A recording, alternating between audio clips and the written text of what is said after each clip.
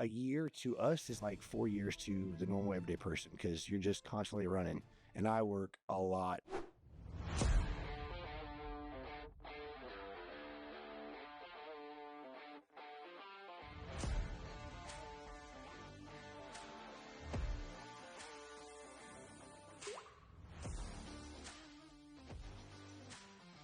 Hey, what's up, everybody? Welcome to the first episode of the Just One More podcast, powered by the Neal and Neal team. My name is Chris Jacobs. I'm Carlos Kopszywa. And today we're going to lay out what the podcast is about, some of the differences that I think we have that maybe other podcasts don't quite have, and some things that we do have that other podcasts do have. But first, we're going to do some introductions. We want to talk about kind of who we are, what our background is, kind of what we're about, and why we're even doing this. And we'll start with Carlos. Tell us a little bit about yourself, my man. So again, my name is Carlos Kopszywa. So I'm living here in San Antonio, but I'm not originally from San Antonio. I'm actually from a small town, Pearsall, Texas, about an hour south of San Antonio. So I am a small town guy. I left the military after high school, served in the Navy for a couple of years. And once I got back to San Antonio, I did work in sales with insurance for a while at USAA. I did that for about 7-8 years, and I got into real estate. Well, officially got my license in 2016. I didn't necessarily jump into it full time until about 3 years later, and I've been doing that since 2020 on the Neal and Neal team, selling 25-30 houses a year, looking to keep growing each and every year.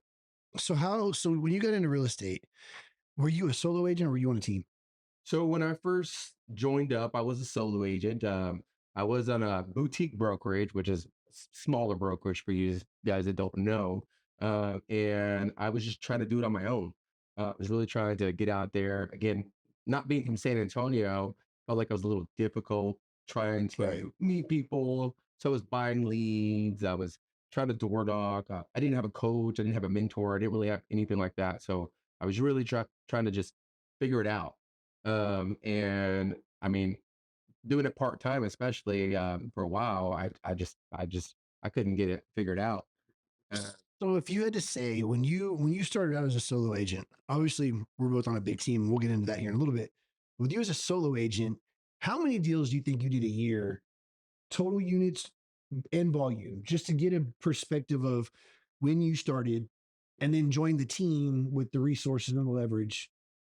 Yeah, for sure. So, when I was, again, first couple of years, I was doing maybe 6-7 deals a year, which probably equates to maybe 2 million, 2.5 million, something like that, which again, doesn't really get you that very far. No. So I was not, I mean, there was a point where I wanted to quit. I was like, man, this is a lot harder than I thought. But I knew it wasn't something, I knew I'm not a quitter and I wasn't going to give up. So I kept pushing, and that's when I first joined the team. And I mean, once I joined the team, everything changed. Yeah, no, the amount of resources and leverage. So that's a pretty hell of a backstory. I knew you're from Pearsall, but I guess it never really sank in that you were from the boonies. Yeah. You don't really look like a boonies guy. I mean, Yeah, no, I try to hide it. the skinny jeans and the pointy toe shoes and stuff. So my name is Chris Jacobs. I am an agent on the Neal and Neal team here at Keller Williams. I started I was in the military. Also, I was in the Army, back 2003, 2006, multiple tours in Iraq as a military soldier and a civilian contractor. Got into sales sometime around 2011. And then did 7 years or so with an equipment manufacturing company. We sold and rented construction equipment for several years. And then I was conned into getting into real estate because I was told by 2 very dear friends of mine that I now work for that we were going to be flipping houses. And I was like, all right, cool. I'll, help you find them and try to convert people over so that we could buy them from them on a win-win situation. And we started out doing that in 2017. Went really well. And they approached me with an opportunity to join the team full-time. I've never been a solo agent. So I joined the team full-time. And so far, I'd say it's been pretty decent. It's been a long ride, 7 years. It doesn't seem like a long time to a lot of people, but when you've done real estate for 7 years, you start to kind of learn that a year to us is like 4 years to the normal everyday person because you're just constantly running. And I work a lot. Thank God my wife takes care of the kids and stuff. So That's kind of why we're here. I want to lay out some industry facts to you. Want to be the general idea is just to know bullshit. Is just get rid of the bullshit, get rid of the fluff, tell you how it is, show you what's out there, what we do as a team, not just on the real estate side. Because look, I don't want to sit here and talk about real estate for an hour, but we're going to talk about a lot of different things. We're going to talk about what we do, our volume, how much work we put into what we do. We're going to talk about sports. We're going to talk about a little bit of politics, not in the sense of, left, right, more in how politics impacts the global markets, the federal markets, the real estate market, stuff like that. We're going to talk about some current events, some different things going on. Yes, I'm sure at some point Carlos is going to bring up the Cowboys and what happened last week. We're going to talk about the Super Bowl coming up, who we think is going to be in it. So it's going to be a fun ride. So I'm looking forward to getting this going. And I really kind of want to jump into some topics generalizing how this format's going to lay out. So, Carlos, you had a topic you wanted to talk about today. Yeah. So one of the main topics that I wanted to bring up is actually how fitness actually helps or hurts your business. I mean, a lot of people in this industry are again busy working all the time. Like a lot. When I first got in real estate, all I heard was, "Oh, I get to work by myself. I get to control my own schedule." All the Oh, stuff that people say on social media. Social media is a completely different gosh. story than what real life is, and so I jumped in thinking, hey, I'm going to have all this free time. I'll be able to go to gyms, be able to do all this stuff. But you get in this business, and I mean, sometimes it's hard to find time to do anything. So there's a lot of people in the industry, especially a lot of people that are pushing and try to be successful that really don't take care of their health. They really don't work out. They don't eat right. They're eating crap in their car, whatever, driving from showing to showing, and um, they're not working out, and all they're doing is once they're done showing, once you're doing their work, going home and drinking some alcohol, but they're never really taking care of themselves. So one thing that I really pride myself on is I do try to eat right. Again, I don't eat perfect either, but yeah, I also work out 6 days a week. Now, I'm not saying that everybody has to do that. It's something that clears my mind. It's something that gets me in the zone. Every single morning that I wake up, I'm doing some type of movement because if not, when those days that I don't work out, I mean, I feel like a slob. Well, I mean, that's all y'all did in the Navy because y'all didn't really do anything That's other true. than That's just true. eat and work out. No, it's actually, I'm glad you mentioned social media and how social media plays a role in real estate because we're going to get into that's going to be a topic for the next episode is we're going to get into social media and media in general. But so much of what you see on social media is it's just not indicative of what real estate is. Everybody that gets into this business goes into it the mindset of, let me back this up. Realists. I'm not talking about realists. I'm talking about just the general public that's like, you know what? I'm going to go get licensed. I'm going to jump into this business. And they think, well, going and doing that by jumping into this business that, well, I'm going to go make a ton of money. I'm going to have a ton of free time on my hands. I'm going to be able to go do this and take care of my kids or whatever the case is. When you get into it, then you quickly learn that if you're going to be successful in real estate, and I mean successful on the level of I'm going to make a really good living and be able to create, generational wealth. There ain't no fluff. There ain't no the whole idea of time. That ship has sailed. The 2021, 2022. I think you could get away with it to a certain extent because it was easy. The market was so good. But if you go and you look at high volume, you look at people that have built businesses on real estate. I'll just use myself for example because I don't want to speak for anybody else. I typically work when I first started 16 to 18 hours a day. And you're going to say you're crazy. No, you didn't. No, I did. And Carlos can tell you because he came in on my second or third year. Anybody in this team can tell you there wasn't anybody here that was going to work longer than me or harder than me. But I was also on a mindset of this is a launching pad to other opportunities. So I built my platform off of I'm going to work as hard as I can. I'm going to build the biggest damn pipeline I could possibly think of. I'm going to leverage it out with assistance and transaction coordination. And I want 25 to 30 million a year. And it took me 3 years to build that out to average 25 to 30 million dollars a year in volume. And you want to talk about now I have the time to start focusing on the things, I'm partners in a gym in my hometown of Lavernia where I currently live. And I have other things going on the real estate side that's not agent related, but it took me basically 7 years to build that out so that I could focus on that.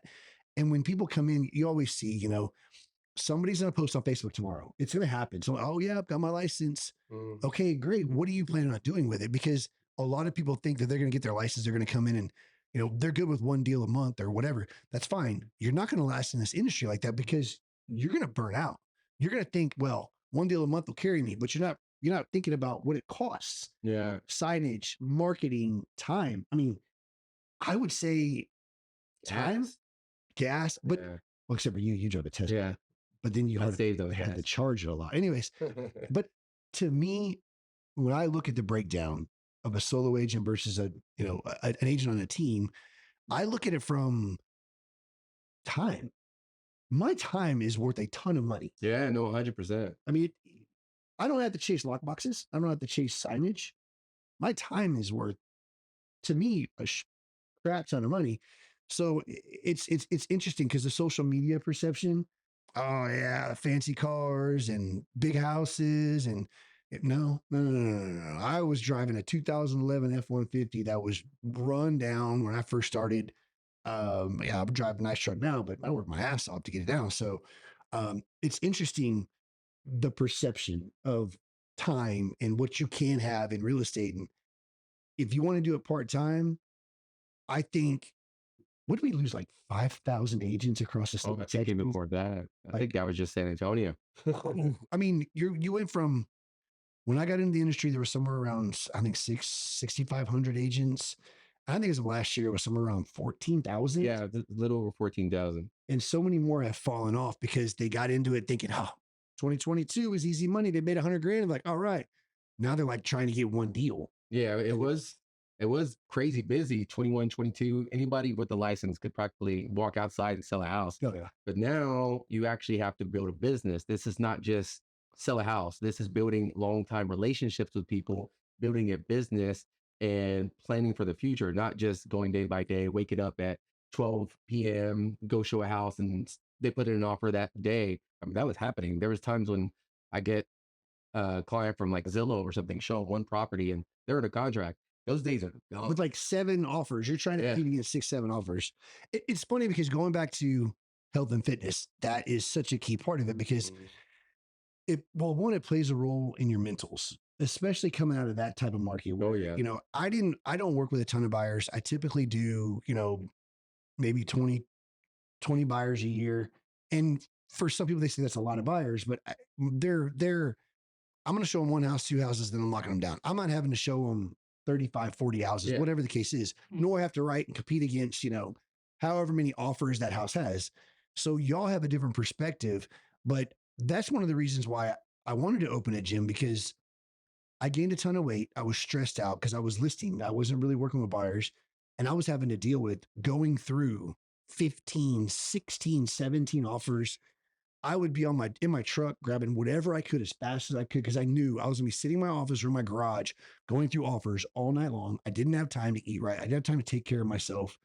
Mentally, I was drained. Physically, I was drained. Tack that on with the fact that I've got 2 kids. One was in volleyball. One was 2, 3 years old. Just absolute chaos. And then the marriage, making sure that I was staying connected with my wife. So I started working out like hardcore in November of 2019 or 2020. And it turned into, I got tired of going to the same gym that didn't have any improvements. It was run down. I said, you know what? I have an opportunity here, partnered up with a buddy of mine and his wife, and we opened a gym. And now it's like, I'm in that son of a gun 4 to 5 times a week, 2 hours every morning. I don't go on the weekends because that's reserved for hunting and sports. But I try to stay in as good a shape as possible. And I think you have to do that because there's a lot of people I see in this industry that really had kind of started honing in on that when, coming from being overweight or unhealthy, and now I see them and they drop 40, 50, 60 pounds. Yeah. They're starting to you're seeing that health and fitness trend play a big role in what the market demands of an agent. Does that make sense? Yeah, 100%. Being fit's kind of coming back in when, again, a lot of people were just sitting at the computer all day. COVID. Yeah, COVID, people staying in their house, you get bored at your house while you're working, just start eating whatever's there. And not to say anything bad about lenders, but lenders especially, they didn't really have to go anywhere, especially if they already had all their relationships with their realtors and stuff like that. Lenders would, I mean, they'd be at home all day. And they're part of our same industry. So I was just including them on this, but you see a lot of them were, I mean, again, through COVID, through those years of being home, they just kind of lost their overall health. But the good thing is I do see a lot of those people getting back into the business. And you know what? I see their business coming back as well. I see their business getting better. A lot of people reaching out to them because I don't know about you, but if I see somebody who's slob who doesn't take care of themselves, I'm thinking they're not going to take care of my client either. Why am I going to send them a client if they can't even take care of their That health? goes from the agent perspective too, though. I mean, obviously we're not here to fat shame or like that, but Yeah. you want to take care of your overall appearance because the buyers, sellers, they look at that. That's indicative of the business you do. Mhm. And look, one of the biggest things that I think about when I got into this business, well, just being in this business in general, is how hard I've worked to get where I'm at. And now I've got to sustain that. And that's not, there's no difference between that and the fitness side because I've worked hard to get where I'm at, fitness wise, health wise. I want to sustain that. But the stress levels in real estate require, you got to maintain those. You got to keep those under control because that falls in line with your mental health. Your mental health falls in line with your physical health. So you want to keep up with what you want to do. Now, look, if you're a part timer or you're retired military and you want to do 1 or 2 deals a month, hey, knock yourself out. You're going to take care of friends and family. That's fine. But listen, at the end of the day, dude, just take care of your damn self. Like you just want to, there's so much more out there. I lost my parents when I was very young. They were not healthy people. Um, Conditions got them. I mean, it's the end of the day. I don't want to go through that same path with my kids or my wife. So, but that kind of leads into the next subject. I mean, one of the biggest things as a realtor that I get asked is why did I choose real estate? What was the idea, going in versus what it actually turned out to be? One of the reasons I'm not a typical realtor because, well, one, I don't even own a suit. Um, and shout out to the Michael James Memorial. Got me this super sweet hat. That's coming up this Saturday. They do a lot of cool stuff in the Lavernia community. So I just want to kind of give them a shout out. But why did I get into real estate? So initially I thought I was getting into real estate to flip houses. That was the general plan. Shane and Clinton brought me in. I got licensed just to do that. I was never supposed to be a part of the team. I was only supposed to be a part of actually flipping houses.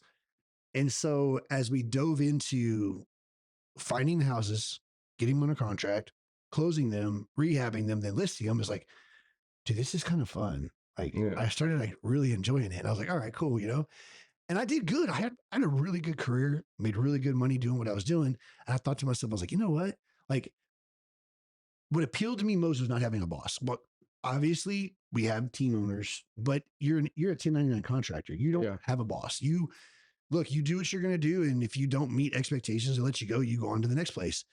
So I was like, man, I kind of like the idea of being able to build it out the way I want to build it out, build out my schedule, design it the way I want to design it, and go off from that. So in July of 2017, I joined the team full time agent, quit my job, Bombadose. And it was like pure chaos. Like, not what I expected at all. I thought I was going to come in, do 2 deals a month, deal a month. And it's like, didn't have any idea what the pay would be. I just kind of figured, it's a percentage of whatever you sell. I've been doing that for so long. And I couldn't imagine the amount of, because there was only, I think, 5 or 6 of us on the team when I joined. And the lead flow running with that, my wife would get so mad at me because I would take a lead in the middle of dinner. Or like, I remember one time we were having a get together at my house and the whole family was there. Shane was there, Courtney was there, like the whole family. And I'm sitting on the couch and a Zillow call comes in. And in our phones, we had Zillow marked with 2 flames, Zillow 2 flames.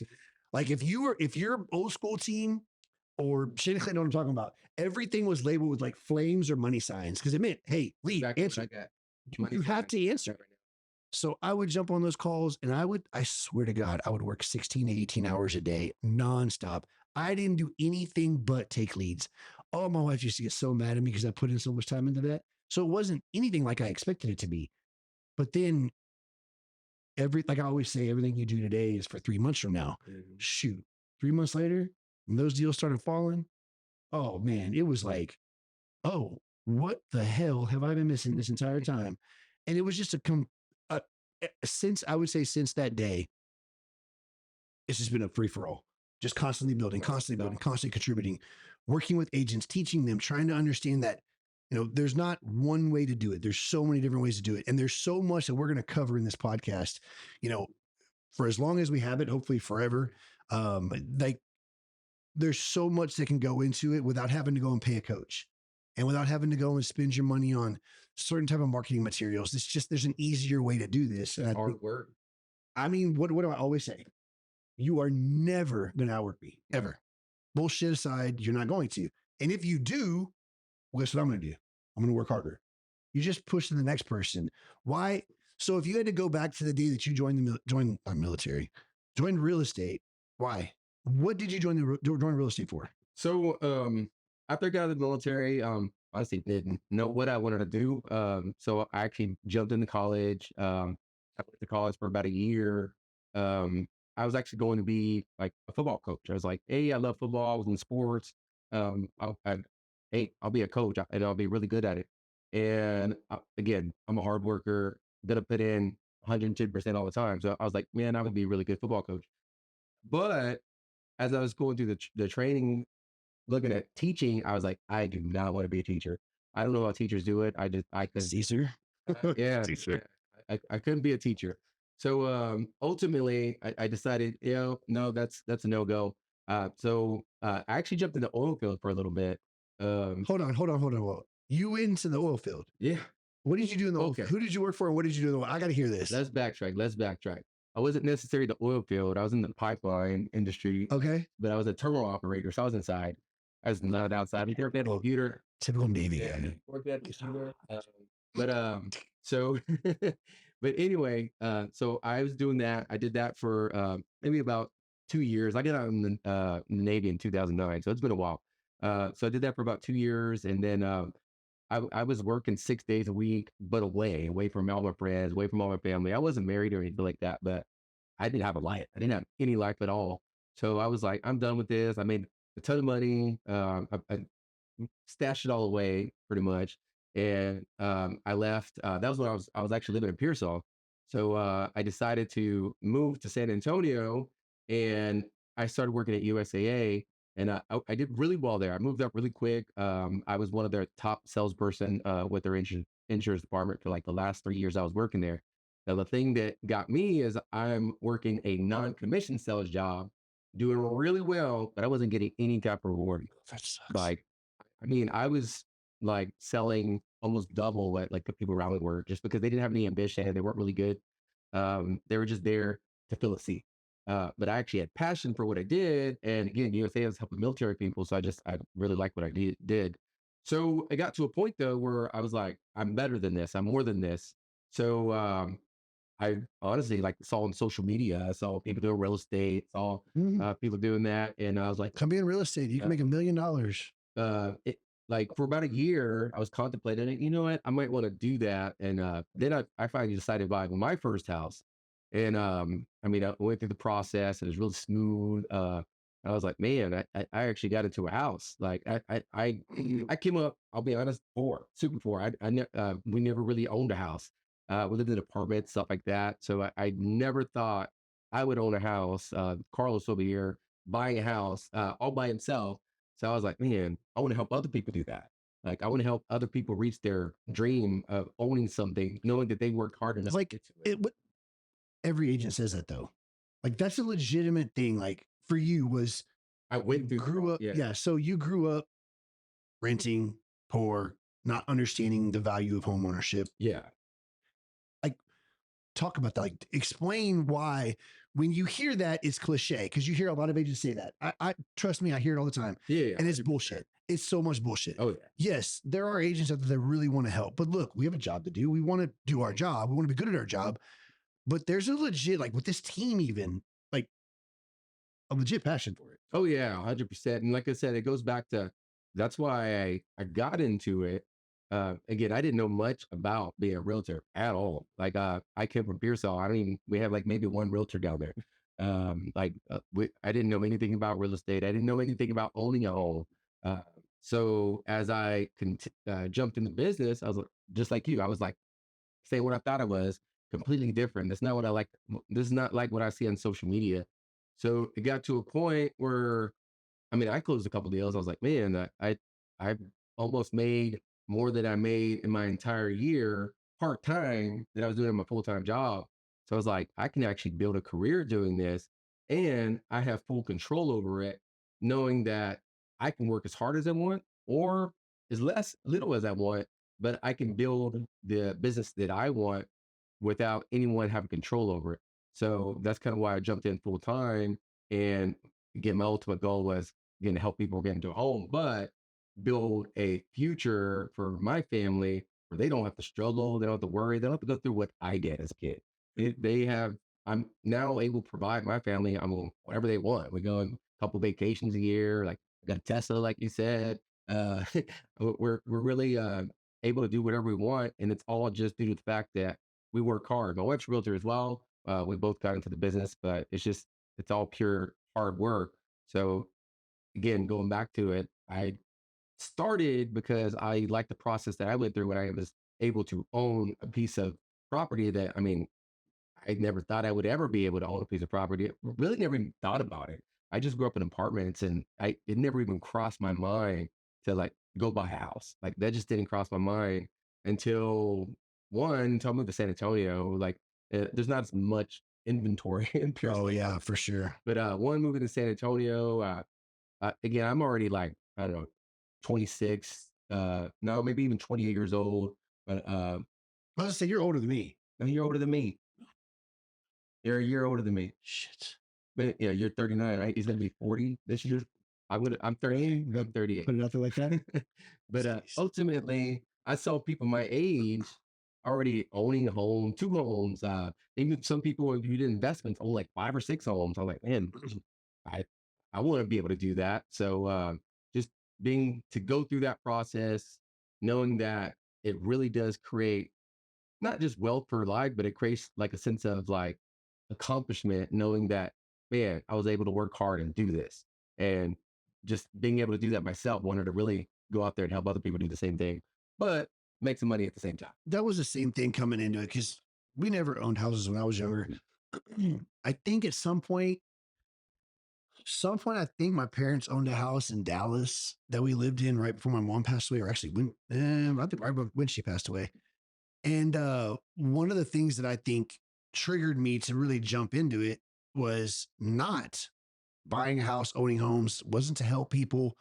I didn't really think about that. I thought, okay, look, this is a chance for me to really kind of, I would say, play with my own time, be my own boss, see where it took me, make some money, and kind of just what else I could build off of it. And obviously knowing the guys for as long as I have and kind of understanding what they did and saying, okay, well, I can do that. Like I can work just as hard and I can, produce just as much. That was kind of my idea. But what changed for me was COVID. When COVID hit, obviously the market exploded, like the market went nuts. But when COVID hit, my entire perspective changed because I saw, even though the market was going so well, and even though the market was crushing it, a lot of people were hurting. Like a lot of people were hurting. And I live in a small town, and man, I saw it every day. And it like, I don't know what it was. Something inside of me just kind of flipped a switch. It was like, all right, you know what? We got to start figuring out how I can take what I'm doing, what I'm making, give it, put it back in the community. And so I formulated a plan to figure out, how a way to give back and get the people that needed it the most opportunity. And this wasn't even a thing like a lot of agents do these giveaways. I mean, I'm guilty. We do giveaways and stuff like that to promote our business, but to, oh, we're going to buy a $500 ice to slap a sticker on it and you like, follow, share. No, no, no, no. The people we were targeting, they're hopefully they will, but they're probably never buying a house. They're probably never going to use my services. They needed a help. They needed an opportunity. So I partnered up with 4 or 5 other local businesses in town. And that kind of started something in me that kind of triggered, all right, the harder I work, the more money I make, the more I can put back into different organizations. So I went in and I hired I wouldn't even call her an assistant, more like I don't even know what you would call it, like a CEO of marketing or something. And she basically built out a plan. I was like, all right, look, this is what we're going to do. We're going to do giveaways, we're going to do raffles, but we're also going to make sure that we're not just focusing on the people that are just going to be clients. That's not what the idea was. And then it turned into events and foundations, the Michael James Memorial, the Lavernia Education Foundation, the Colby J. Kent Foundation, making sure that we're putting into the community what we're getting out of it. And I think that's where I think so many agents struggle with their business because they're not putting into what they're taking out of. And that's a problem for me. And that is transformed into my why of real estate. Something I always talk to, actually, I didn't even talk about it. The guys talked to me about the very first day I started with the team. I think we went to like, what's the Rustic? Is that what it's called? Okay, so it's the Rustic, and it was me and like 10 or 12 other agents. And I don't remember what we were there for. It was something. And I remember talking to an agent named Emily, good friend of mine, awesome agent, she's on the team, and a young lady named Bree, who is no longer an agent. I think she's actually a nurse now. And me, her, Bree, me, Emily, Bree, Shane, Clint, Penelope, and there's like 10 others. We got the conversation at the end of the table about your why. Why did you get in real estate? And I got to hear their why, what they grew up in, how they grew up, what they needed to do to set themselves apart from everybody else, and the amount of work they had to put into it. And it made me remember that when COVID hit, we started going through, I was like, I got to reestablish why I'm doing this. Because this can't just be about Money. getting rich or making money. And uh, if you go into it with that mindset and you're not giving back to the community, that community is going to spurn you quicker. No, I can tell you right now, and I'm not going to name them, but I can name 2 agents in our industry right now that are from my area that were working out there pretty heavily, that non-existent. They have from in 7 years, pretty much major hit in their production because they're not involved. They're not involved in Little League. They're not involved in community events. They're not putting back into it. I volunteer. I go and I'm part of the Planning and Zoning Commission. They're just doing transactions. That's it. Just doing transactions. That word. Not building any type of relationships. Yeah. That word is my why is I don't want to do transactions anymore. I don't want to be transactional. 100%. I want to provide value. I want to make sure. And I'm telling you right now, as an agent, if you want to be successful in this industry and you're looking at this shit transactionally, you're gone. You're done. This year, you will be out of this business. Because if you're not planning for 3 months, 4 months from now, you're out. I don't care what anybody says. If you don't hold yourself accountable, you're done. And that's what you're seeing with all these agents falling out. Yeah. I mean, you've seen a ton of people who are sitting around just waiting for the phone to ring when that's not the market anymore. We're getting back to a regular market for real estate agents where we actually have to build relationships. We have to stay in touch with our clients, give back to our communities. We have to build a business. This is not just sit around and wait for somebody to call me to buy a house. That is not how it works. I mean, it did for a little while, but that is not going to be the next couple of years, probably ever again. Because one, rates are never going to go back down that low. So, I mean, the market will stir back up and buyers will jump back in, but we're not going to have a frenzy where, I mean, you can throw a rock and hit 20 buyers. Yeah. I don't think you'll ever see 2-3%. You may see 3.5. I don't know that you'll ever see 2% again. 2.5%. Yeah. I mean, there's so much that goes into that. And what you said about throwing a rock and hitting a buyer, that was just dead on. And you look at agents who are still sitting around waiting for that phone call. Yeah. It's real. I mean, trust me, like every time I think I'm getting slow, I get super busy. But I've talked to agents that haven't done a deal in 6 months. Yeah. And going back to being on a team, we don't post a lot as a team on social media. We don't do all that stuff. We're just out here working because the team has built a business to where we don't necessarily have to do that. But there are people who join the team, maybe been a team short period of time and joined during that time period where it was busy and it was crazy and they were getting business. But now that the business is not flowing in like it was, they're starting to maybe reconsider the business, maybe think, oh, I don't know if it's me, is it a team, is it what's going on? But at the end of the day, you got to put in the work. The team can give you the leads. I mean, a waterfall of leads on a weekly basis. It's about nurturing them, building the business, providing value.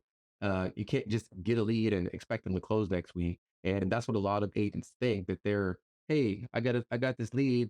Why aren't they closing? No, you have to build them, find out their motivation, give value back, and when they're ready, they'll want to work with you. And a lot of people just don't see that anymore. That's why they're falling out of business. And we're probably going to see people continue to fall out of business for probably the rest of this year. And I can tell you, for all those agents that want to knock teams and agents that get leads from teams, so what? I 90, I think I have to ask, I think 90% of my business last year was Sphere. No leads. The only leads I took from the team were referrals from the team of specialty type of properties, farm and ranch, commercial, whatever. So don't knock an agent because they get leads from a team. Because guess what? They're busy. They're getting a paycheck. They're working. They're putting in the work. And that lead is going to turn into a pipeline lead. That lead becomes a Sphere lead.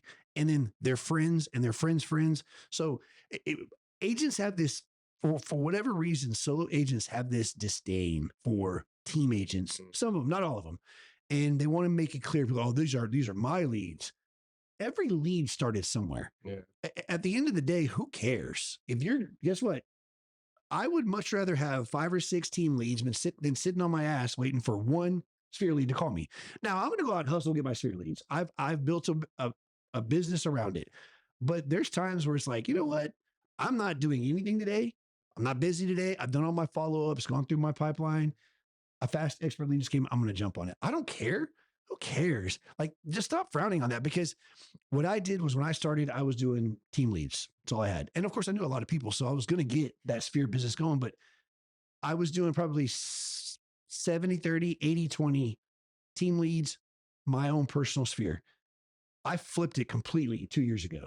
So no more team leads. I'm going to do team leads that are supplementing my income. Just if I get bored or have some free time, or if somebody calls me and they need to send a referral out, or they need help on something, or they don't want to work it like it's a commercial lead or farm and ranch, and I'll throw them a referral fee or whatever the case is.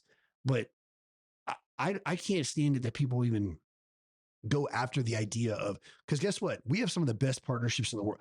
What is it today? Was it yesterday that we got named Number one for Fast Sex was nationwide? Yeah, nationwide. Like, out of 60,000 agents, our team was number one for Fast Acre, which is a lead source that provides real estate leads. So I don't feed the whole narrative of knocking people that get team leads. Who cares? At least they're not busy. Oh, but it waters down your splits. You're done. You're still making money. Those people that have that mindset, they're just thinking short term. They're Oh, not thinking 100%. of the lifetime value of a lead or a client. They're thinking like, oh, this is just one lead, 50%, whatever your split is on the team, because people see that automatically up front. That's all they're thinking about. I'll be honest, but when I was a solo agent, I thought the same thing. But again, I was doing, like I said, I don't know, 6 to 8 deals. My first month on the team, I did 3 deals. I'm already like, that's already half of what I was doing in a full year. In that first year, I ended up doing 25 deals. 25 deals my first year on the team. Was nowhere near that by myself.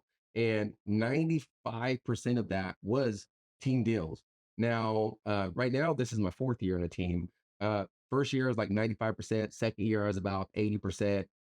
Last year I was at 60%. So those those clients that you get from team leads start again sending referrals, sending their families, they're buying again or they're selling again. So they turn into Sphere deals that you're not having to give as a big split. And you're thinking about the lifetime value of the client, not just this one transaction. And most people are in solo, most people who are solo are just thinking about that one transaction, that one split that they have. Yeah. I mean, even if you work, say, I don't know, 15 team deals, 10 team deals, 12 teams, that's more than you had before. 6 figures. I mean, and you break out, let's just say you break out, you're doing 10 Sphere deals, 10 team deals. Exactly. You just doubled your income. No, maybe not quite doubled it, but pretty damn close. So what does it matter? Oh, you're not doing team. You don't pay for leads. Great. Cool. I'll take them. And all day long, I'll take them. All day. We got in this business to help people. It doesn't matter where they come from. I don't care where they come from. Yeah, Like, it doesn't matter if you're looking for a $30,000 lot or $1 million property. The idea, and that's another thing that bothers me with new agents, with agents in general, is that people that turn down business because it's this. Oh, dude, I don't give a damn. You want to call me? If you got a 1/4 acre with a single white on it, call me. I'll sell it for you. That's just one more deal that I didn't have. But all that, but think about it. Like, if you have a single white on a 1/2 acre, and let's say it's worth $75,000, call me. I'll sell it for you. Because at some point you're going to want to buy or sell something else later. I'm setting up that pipeline. Like agents get to put their nose in the air for this idea of, well, I don't want that deal because it's a mobile home. Mobile homes are easy. Single wides, not so easy. Let me actually tell you this quick story. I hate to cut you off, but I remember as my first year in the team, I get a call for $140,000 mobile home it's over toward Bernie. I already know it's going to be trash. Yeah, I didn't want to do it. I was staying in the same mindset. Like, man, I don't want to do this. Like, I don't want to help somebody. Like, it's not going to go anywhere. Like, I'm just thinking about that transaction. When I get there, the guy pulls up in a Lamborghini to this mobile. Yeah, he was buying it for one of his distant cousins just so they could have a place to live. I was like, what the heck? This is why you don't pass it up. Then he wanted me to sell his home in Bernie. He hasn't sold it yet, but he also is buying a place in Costa Rica. He wants to buy some property over there. Again, I can't help over there, but I can send referrals. I mean, you can get license. But yeah, I mean, I technically could get So license. sorry, Jennifer. I got to go to Costa Rica to show some property. I think it should be fine. I should probably go with you. It's probably like, all right, tag along, but no, but you can never judge a book by its cover just because they're looking at something. Doesn't mean it's for them either. And I still have a picture because Lamborghini, it was bright red. It was super nice. So I will never forget. I got a call. This was, God, I want to say 16, 17, 18, 2000. Okay. Anyways, guy lived in Floresville and he's going to watch this podcast. I know he's going to. He's going to listen to it because I still talk to him, still do business with him. He wanted to look at rentals. And I was like, oh, God, a rental? Like, ugh. So I thought I was going for someone that wanted to look at rental properties, not to buy one, but to rent it. And I'm like, I don't want to do this. But I was like, you know what? I'm going to go on it. I've never done one before. I want to learn anyways. Get to the property. He didn't want to look at it as a rental. He wanted to buy it. I thought, okay, well, that's even better. It was like $100,000 property. It was in Floresville, like down, like, where 97 goes out to the park, to the convention center. First stop sign, take a left, right on top of the hill. So look at this house, and it's a disaster. Like, this place was a mess. Like, I'm 90% certain somebody murdered somebody there. Like, almost guarantee you, like, that is where the guy that shot JFK lived. Like, it was a disaster. And so we walked the house. It didn't work out. I followed up on them for about a month afterwards, but price point, I was greedy, didn't really push onto it too much. But fast forward like a year later, 2018, 19, he calls the team looking for me. And he's like, hey, I want to talk to Chris Jacobs. He gets in touch with another agent, not an agent anymore. And he passes it over to me. I was like, oh, hey, what's going on, man? It's been a while. He's like, hey, I need your help. I'm like, what you got? He goes, I want to introduce you to somebody. Can you meet us at our office? I'm like, all right, cool. He worked for LJA Engineering. So I jump in my truck and I go meet this guy at the office. And he's like, I want to target farms. And I'm like, oh, cool. Farmer Rich. He goes, no. Developments. Ooh. And I'm like, I don't know crap about developments. But he's like, I need someone that can go door to door to farmers and try to convince them to sell to us. Okay. And I'm like, okay, I'm thinking like, I don't know what type of volume I'm thinking about. Like, I'm just thinking, okay, it's got to make sense for the farmer. It's got to make sense for the buyer. What goes into this? I literally opened up every planning and zoning book, every city council book I could find, going over discharge permits, what it looks like to master plan. How do you master plan? How close does it need to be to sewer, water? Got with Brady, the engineer, the guy that called me originally, learned what to look for. I found this piece of property and I shit you not, it was up until last year, was my single largest transaction. I think it was 2.6 million. My second year in real estate. And my single smallest transaction, and I still believe I have to ask the guys, it's a team record, $650 for a corner lot. It was horrible. I'm pretty sure I owed the team money. Like, I think I had to pay the team to run the transaction. It was that bad. But that was off of a freaking rental lead that I didn't want to take. And now that actually turned into a 2.6, a 2.5, a 650. And now another very large development deal that we're working on currently. And it's like, don't sell yourself short on these cheap leads. So one of these cheap leads probably made you 50, 60, $100,000. Way more than that. More than that. Because it turned into another development because I learned how to do it. It turned into Woodbridge. Okay. And then Woodbridge turned into listing houses in Woodbridge and then listing lots in Woodbridge. Like, that's one deal. And these developments. It is not always going to happen like that. It just doesn't work like that. But why the hell would you ever lose that opportunity to try and make it work like that? Yeah, never pass up helping people. It's just a thing. Like, there are times where I'll refer business out because I'm just too busy to do it. Like, but if I can do it and I can help somebody, you can go on to my Zillow page and read my reviews. Like, I will put whatever I can into helping somebody get situated. When property taxes started going crazy a couple years ago, I did over 160, I think I did 163 or something like that property protests for Wow. free. YouTube videos on how to look at it, how to understand it. You cannot get away from the platform with which you work, and that's to help people. That's why you're licensed. That's why you're out there doing what you're supposed to be doing. So it's just something that, that's my why. We all know your why. It's kind of why we started this podcast. It was generally, there's 15 million real estate podcasts out there, Yeah. but man, it's just so much bullshit and fluff and fake coaching. And I argue with coaches all the time, and I like arguing, don't get me wrong. But just the idea that there's people out there that are telling agents things that aren't making them successful, and they're literally making money doing it. One of the reasons why we wanted to start this podcast is because we want people to say, okay, I've never done coaching ever. I hate scripts. I get in arguments with our director of sales all the time because my listing presentation is so different. Like, it's not what the team says because I do things differently. But when you're trying to be successful in real estate, you have to do it your own way. You can take everything you learned in champions, trek, whatever, coaching, whatever you do, find a way to do it yourself. Find a way to put your own spin on it, because I think COVID taught us the sales pitches and the bullshit. That's done. Like, they don't want that. People want a handshake, eye to eye contact, whether it be a Zoom meeting or in person. They want to know you're a real person and you actually give a shit. Sure. Yeah. Yeah. 100%. Unlike him, I did try a couple different coaches because, again, I was just, in a sense, seeking that, I don't know, honestly, the easy button. I was seeking that, like, hey, how do I get to this faster? And I've tried, like, I don't know, three different coaches, and they're all the same thing. They're all telling you the same story. The biggest thing is you're paying somebody to tell you, hey, did you do your work this week? So a babysitter, in a sense, a glorified babysitter. Yeah, they're going to give you some advice, but you can find this advice anywhere for free online. Ultimately, they're a glorified babysitter, and you're paying them thousands and thousands of dollars.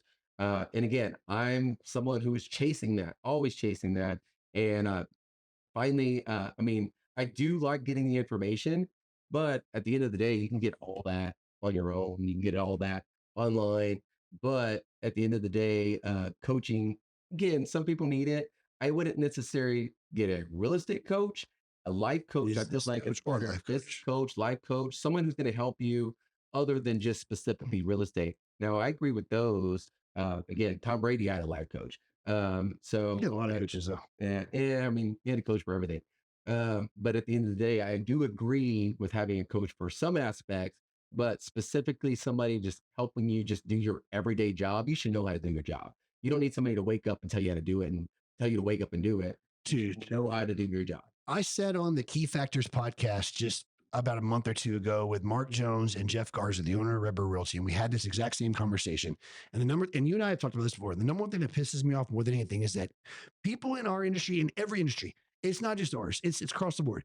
They want someone to hold them accountable. 100%. I get it. I get it. I totally understand the idea of having that exterior push, that outside viewpoint. I get it. But if you can't learn to hold yourself accountable, why the hell are you expecting someone else to do it? If you can't get up every morning on time, you can't go through your pipeline by yourself. Why would somebody be different? I've never understood that. And there's some really good accountability groups on this team. And I look at them and I look at the agents that are on them, and every one of those agents hold themselves accountable and at a higher regard. And they're willing to say, okay, I'm going to go be on another accountability group, not just because it's an accountability group holding you accountable. You're helping other. To me, I don't even see it as an accountability group as it is a More of a mastermind. mastermind. Yeah. So if you need someone to hold you accountable and you can't do it yourself, you can get out of business, because all you're going to do is weigh it down. And that pisses me off more than anything, is that there are agents out there that, I've done a couple of deals here the last month or so, 2 months, with agents that just, there's no accountability. everybody's wrong but them. No matter what you do, they can even go to Trek and figure out that you've been right. And there's just no accountability. Those are the agents that are going to wash out of this. I mean, it's kind of like what we saw last weekend with the Dallas Cowboys. Like just a complete total. Did they play? Like, but so that's a hell of a segue into our next segment is, are you a sports enthusiast, Carlos? Yeah, so let's Did the Navy let y'all watch sports? Yeah. I've honestly again, I was go back to my childhood. So I grew up like a lot of people, just in not the greatest environment. Sports honestly changed my life. Like I could have been going into drugs, all this stuff, but I found football at the age of like seven or eight. And once I got into football, I mean, that legit changed my life. I fell in love with sports. So I am a Dallas Cowboys fan. And I mean, they let us down almost every year. Like, you know what? You got to stay loyal. You got to stay loyal. I think we have the tools. God, you sound like Mike McCarthy right I now. mean, change some of the tools. Like, I don't know. I don't like Mike McCarthy. So okay. So hold on. Let's just go back. So here's the deal. Obviously, we're both Cowboys fans, and no, not all of you that are listening, whoever does listen to this, are Cowboys fans. But I have a general perspective on this that I think is unique because I used to actually write blogging articles for the Cowboys and the Texas Longhorns. I'm a Texas Longhorn fan. And so it was interesting because going into that game, we're like breaking down the general idea of that game and what was going on. You had a left tackle that was coming back from injury. You had Stephon Gilmore, separated his shoulder going into the playoffs, coming out of the last game of the season. You already lost Trayvon Diggs. You lost Leighton Vander Esch. Both were, Trayvon Diggs didn't even get a chance to really play. Leighton Vander Esch was balling out up before the San Francisco game.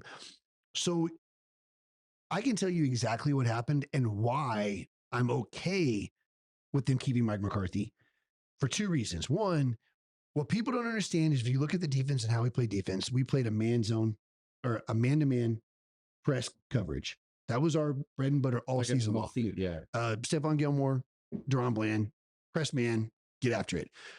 Well, I didn't realize this until we got about halfway through the game. They actually went to a cover zero the start of that game, which is a zone. Stephon Gilmore couldn't press because he separated his shoulder. I didn't know that he tore his labrum. He actually tore his labrum. They went to a cover zero for most of the game, which is a zone, which guess what? You don't do that. They haven't done it all season. So your coverage has sucked. Like obviously you saw in that Green Bay game. So that killed the defense. So I'm good. I'm happy with Dan Quinn going, but I like the idea of keeping Prescott and McCarthy, marrying them together for the last year of Prescott's deal and the last year of McCarthy's deal. You win, you get an extension. You don't, we do what everybody wants to do and blow it up. But why blow it up right now when you're going to pay Prescott regardless? You owe him like $50-something million. McCarthy's got another year. Don't bring in a new coach, a new scheme. Start all over. For Prescott, he's 30 years old. You don't start him all over again. You put them together and you say, y'all go. If you don't win, you don't win. If you win, you get extended. What does that look like? I think you have to pass the divisional round. I don't think they have to win the Super Bowl. You get past the divisional round, as long as you don't get embarrassed in the NFC Championship game next year, you extend them both. But I don't think you extend either one of them. I think their cap situation is going to be, dictate what they can do with their finances. But I think in general, I like the idea. I was an anti-Dak guy for a long time. Same. And I've got a lot of friends that work up in Dallas that cover the team. One of them actually works for the team, and him and I talk about this all the time. Dak Prescott changed my perspective this season. Yeah. Because going into the season, I was like, this dude, he's just not that good. He's not that dude. I mean, for 13 games, 12 games, the dude was a baller. And even the game against Philly, they lost in Philly, dude balled out. The defense just gave up 20 yards. I feel like he's got the talent. He just folds under pressure, in the playoffs. So, okay, but he won a playoff game last year against Tom Brady. Yeah, that's true. But he's won big games. But again, the playoffs is a different situation. I think this was the perfect storm going into this game. You don't have a running game. So Green Bay sold out to stop the run. Dak started off really bad. He finished great, but by then the defense couldn't get a stop. So it didn't really matter. But I think it's going to be an interesting offseason because you got two big games this weekend. You got Baltimore and who are they playing? Baltimore, they play Kansas City. Yeah, Baltimore. Well, how did I forget Patrick Mahomes? Yeah.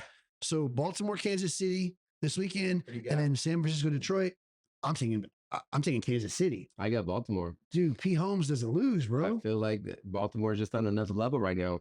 I It's think my problem is that I'm not a Lamar Jackson fan. okay. I was gonna I say. think their defense is fantastic, and I think he's good enough. I think he's playing a step above his normal game this year. Uh, Uh, Playoff Patty. I mean, that's true, but And he's going to have Jason Kelsey there taking his shirt off, cheering on Travis. Tay-Tay's going to be there. I know you're a Swiftie. nah, I've never even heard of him. Who's this person? Yeah, lying ass. I don't know I'm if taking you, Kansas City. what was it, like 4 or 5 years ago when Baltimore played the 49ers? I'm seeing a rematch. Oh, yeah. No, they didn't. Yes, he did. No, because the last time the Ravens won the Super Bowl was 2010. Was it? And the San Francisco hasn't. I'd have looked it up. Yeah. San Francisco hasn't won a Super Bowl. I remember because it was Harbaugh versus Harbaugh. Was it? Oh, damn. You may be right. I thought San Francisco. But the Ravens 2010 Super Bowl. And the crazy thing is, This is so crazy. We're looking at the Harbaugh won the God, national dude. championship in college. Harbaugh is going to go back to the Super Bowl again. Well, I don't know. I'll have to look it up. We're going to have to talk about this because they did play in the 2012. They beat the San Francisco 49ers in 2012. Yeah, My bad. I thought it was 2010. Kaepernick. 2010 would have been, 2009 would have been Green Bay, Pittsburgh. Anyways, Kaepernick. Oh, God, let's not get into that. Yeah. Okay, so you got the Ravens. I've got the Chiefs. We're going to circle back on this because I want to know. I think the Chiefs win that one. I think it's going to be tight, but I think Chiefs pull away at the end. Detroit, San Francisco. I want to think 49ers, but I think the Lions are going to pull it off. So here's what makes me sick about this one. There's two things that make me very sick about this game. I don't want the 49ers to get another Super Bowl. Obviously, because of the Dallas Cowboys 49ers rivalry, the history, everything. And I don't want them to get another Super Bowl. I think they have 5. Yeah. They have 5. So I don't want to see them get their 6th before the Cowboys get their 6th, which who knows, that's going to happen. But then I also don't want Detroit to make the Super Bowl because that would mean that Dallas and Washington are the only 2 teams in the last century that haven't made the NFC Championship or the Super Bowl. Well, Dallas and Washington are the only 2 teams so far left now in the last century that haven't made, actually going back to 92, I believe. I think that's right, because Detroit made an NFC Championship game in 1992. I think Washington was 91 or 90, something like that. And so those 3 teams were the last 3 left that didn't make some sort of a conference championship game. Now Detroit made it. So it's now Dallas and the freaking Commanders. So I'm torn on this one, but I got family from Detroit. My aunts live up there. My dad's from there. They're big Lions fan, my cousins. So I'm going to pull for Detroit to beat San Fran because I would rather San Fran not get a 6th ring than Detroit not get a ring. Because I don't think they have one. Do they? Detroit? Yeah. They've never been to a Super Bowl. Okay. So they can have one. the only reason I'm going, my favorite football player of all time is Barry Sanders. So I want Detroit. Emmett was better. Specifically because of that. Emmett was better. No, Emmett was better. I don't know. I think Barry was the best running back of all time. Ooh, all time? All time. You know why? On his size, he wasn't big. Neither was Emmett. He was quick. It wasn't very quick. I wouldn't say he's fast, but he was quick. He was fast. Barry Sanders was fast. Yeah. But he gets started and It stuff. wasn't Bo. But yeah, that's what I'm saying. Oh, that's a good one. He's quick. Like Emmett, I actually was. I'm a stat guy. I was lived up there 40 times, all that stuff. He was like a 4.6 40. He wasn't very fast. But he was saying quick. I can't look at Barry Sanders and say that he's better than Walter Payton or. I think mainly because he wasn't in the league as long as them. Tenure. He did everything he could to get to the Super Bowl, but he was on the wrong team. I guarantee if he was in today's league, I mean, he'd be leading rusher. But I don't know. I think he's, if not the best, one of the best of all time. Oh, no, there's no doubt about that. Top 3? Yeah. Top 4? I mean, Walter Payton, Tony Dorsett, Barry Sanders, Emmett Smith. I mean, people are going to call me crazy, but Frank Gore. Yeah, yeah, yeah. People underestimated how long he was in the league. I think he has like 16,000 yards rushing or something like that. I mean, he was about as close as you can get to breaking Emmett's record. Oh yeah, yeah. But anywho, so we made our picks. We talked about who we are. We really appreciate those of you that tuned in. So please like, follow us, share us with everybody else. I believe you want to tell them what platforms we're going to be on, how this is going to go. Yeah, we're gonna start on Spotify, which will spread out to the other platforms. You'll be able to see us, of course, on YouTube as well. We'll put this video on YouTube, and we'll share it all over the place, but mainly Spotify and YouTube are kind of the top places we'll put it at. And of course, we'll share it on our Facebook as well. Uh, haven't set it up yet, but I will be setting up a Facebook page specifically for this podcast. That should be set up pretty soon as well. And where can they follow you at? You can follow me at Carlos Kopszywa. I'll put my name here somewhere. Says it's going to be hard to spell, but literally, if you type that in, I'm probably the only Carlos Kopszywa in the world. I would So, bet that. if you go ahead, Especially when you see how you spell it. yeah, yeah, yeah. So, if you search me up, I'm on Instagram, Facebook. I have a YouTube channel. That's usually TikTok, of course. He's an influencer. Yeah, I'm practically a creator. I mean, I just do real estate part time, but not really. But and what about you? Where to follow you at? I will not give out my Twitter handle because that is where I go to complain about sports and stupid stuff. But you can find me at Chris Jacobs Realtor on Twitter. It's a thing, dude. It's toxic. It's like it's like a bad marriage. It's an X. It's like a bad marriage. Like the stuff you see on there, it's where the dumbest people in the world go to congregate. And I'm on there quite a bit. Don't look me up. Threads is a new thing. I don't even know what the hell that is. It's like Substack. It's Instagram's version of Twitter. Or like the streaming stuff. Like, anyways, Chris Jacobs Realtor on Instagram and Facebook. You can follow me. I do all kinds of giveaways and stuff like that. We do a lot of coolers and trips. We do a bit of fishing trip for some veterans not too long ago. So you can follow us there. Again, we are powered by the Neal and Neal team. And again, thank you everybody for tuning in to the Just One More podcast. And sooner rather than later, we're going to explain to y'all where the hell we got that name from. And shout out to Stacy Cognac for getting me that sign, for getting us that sign. It turned out badass. So thank y'all for tuning in from the Just One More podcast and myself and Carlos Kopszywa. We'll see you next time. See y'all later.